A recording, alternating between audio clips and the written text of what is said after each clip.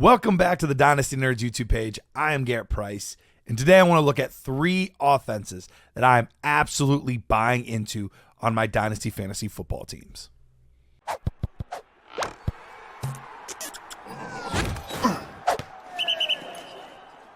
So I mentioned there's 3 teams. Yeah, 3 teams, and there's more that are winners, absolutely, but 3 teams that totally won this offseason, and because of that, I'm wanting to invest in these teams on my Dynasty fantasy football teams because these teams, I think, are going to greatly improve the number of yards they're going to get per game, the number of points they're going to get per game. And we know that yards and points equal fantasy football success. So it's a pretty simple formula.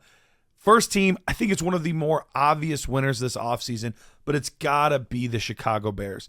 The Chicago Bears last year were 18th in total points, 20th in yards. Neither one of those numbers are very good, below the 50% mark of the league. And so looking at this team, obviously they added Caleb Williams. That's the biggest thing. If you get the quarterback position figured out and fixed, you're going to be in a great spot. And we saw what the Houston Texans did last year, where they got the right guy at quarterback and they had enough pieces around him to really be successful. Now, there are other teams like the Panthers where they didn't quite work out so well, but this team has way more weapons than either one of those teams did, at least at the start of the season, how we assumed these teams were going to work. At the wide receiver position, we've got DJ Moore, Keenan Allen, and then they drafted Rome Odunze.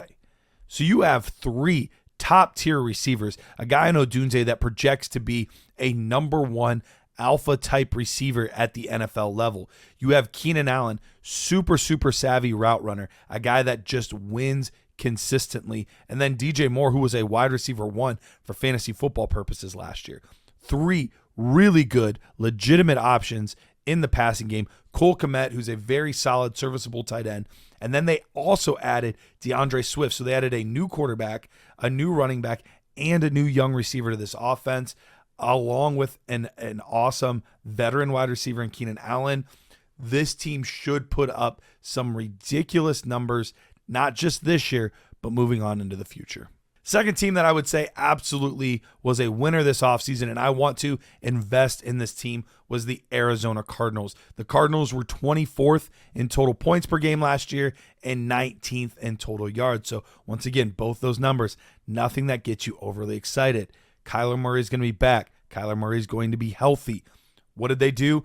They finally added some size at the wide receiver position. No more are the days of guys that are 5'8", 5'9", 5'10". No, we added some legitimate size at the position, and you added the best wide receiver that this draft has had to offer in a long time in Marvin Harrison Jr. Absolute stud. As far as my nerd score goes, which is ranking prospects just on their tape, he is the best prospect over the 5 years that I've been grading. So he is going to absolutely tear up in this offense. Then you add into the fact that now we got the second year of Trey McBride. Michael Wilson's going to in his second year. Oh, yeah, and they added Trey Benson in the backfield, which is a guy that has good size, just like James Conner, but he's got more speed. He's going to be good in the passing game. Long-term, this offense is really set up for some good success. So we've seen Kyler Murray he's been falling to quarterback 13, 14, 15, 16 over the past year or so. Remember, he used to be a top 3 guy at the position. There's an outside chance that he could revisit those days where he is once again a top 5 player at his position. A great guy to invest in right now because this offense and their trajectory is only going to the moon. Last one that I have for you here is the Atlanta Falcons. Now, the running back, wide receiver, and tight end position stayed exactly the same. So how can you say these guys are big winners? Well, we all know that the quarterback position is the thing that can propel your team forward or hold your team back. And boy, did they do a lot at the quarterback position this offseason. This offense last year was 26th in points and 17th in yards. So once again, not overly encouraging numbers. 26th in points, that's going to change drastically. And I mean drastically this season. Now you have Kirk Cousins at the helm.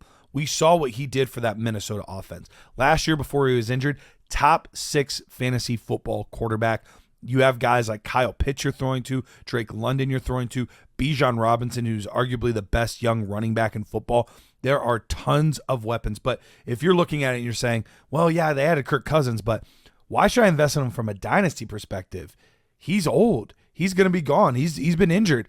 Well, they also drafted Michael Penix, and Michael Penix is the quarterback of the future on this team.